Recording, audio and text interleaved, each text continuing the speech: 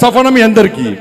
మీరు అందరూ అనుకున్నారా నా బండి సంజయ్ బాధపడుతుండు, బండి సంజయ్ బాధపడన్నా, నేను బాధలు పడ్డోనే అన్న, నేను బాధలు భరించినన్నా. ఏ రోజు నా జీవితంలో ఎంజాయ్ చేయలేను. నేను ఏదైతే జెండా పట్టినో అప్పటి నుంచి నేను పడ్డాయన్ని కూడా కష్టాలే అన్నా, నేను పడ్డంత కూడా బాధలే అన్నా, నేను పడ్డంత కూడా ఇబ్బందులే అన్నా. కానీ ఏ రోజు మీకు బాధలు చెప్పుకోలే అన్నా. ఈ సమాజమే నా కుటుంబం భావిస్తున్న తరంలో నా కుటుంబం నేను రాలేసి నా కుటుంబాన్ని బజార్ పాలు చేస్తే తప్పు నాదన్నా. మీ అందరికి క్షమాపణలు నేను చెప్తున్నాను. ఎందుకంటే నా కొడుకు టైం ఇవ్వలే, నా కొడుకుతోనే మాట్లాడలే. మీరే తమ్ముళ్ళు అనుకున్నా, మీరే కొడుకులు అనుకున్నా, పొరపాటు చేసింది నేనన్నా. నా కొడుకు టైం ఇవ్వకపోవడం పొరపాటు నేను చేసినన్నా. నేనే నాకు తప్పు చేసింది. నేను క్షమాపణలు చెప్తున్నాను మీ అందరికీ. కానీ తప్పు ఇవ్వకుండా బయటికి వస్తానని నా కొడుకు నాకు మాట ఇచ్చిందన్నా.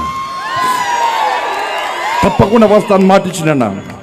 నిజంగా తప్పు చేస్తే నా కొడుకును కూడా నాకు క్షమించన్నా, ప్రసక్తి లేదన్నా.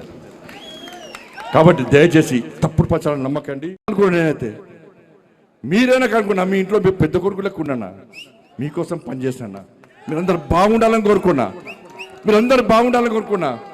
ఇలా మీకోసం ఆలోచించి, మీరే మీ మనిషి ఆలోచించి, మీ కుటుంబ వ్యక్తికి ఆలోచించి నా కొడుకుకు టైం ఇవ్వలేదన్నా, నా కొడుకుతో మాట్లాడలేదన్నా.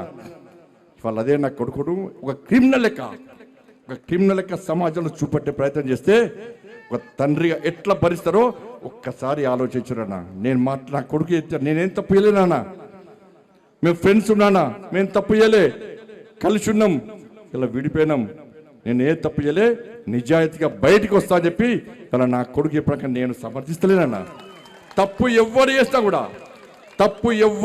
కూడా నా కొడుకైనా సరే ఎవడైనా సరే చట్టం ముందు సమానులే. నా కొడుకు తప్పు చేస్తే తప్పకుండా నా కొడుకు శిక్ష 100% పడాల్సిందే. ఇలా నా కొడుకు ఒక రకమైన చట్టం, ఇంకో వ్యక్తికి ఇంకో రకమైన చట్టం ఉండాలని కోరుకునే వ్యక్తి బండి సంజయ్ గారు. సమాజంలో చట్టం ఎవరికి చుట్టం కాదు, సమాజంలో చట్టం అందరికీ సమానమైన విషయాన్ని ఇవాళ నేను స్పష్టం చేస్తున్నానా. ఇవాళ నేను ఎట్లా వెళ్ళినో, నేను ఏ దారిలో వెళ్ళినో అదే దారిలో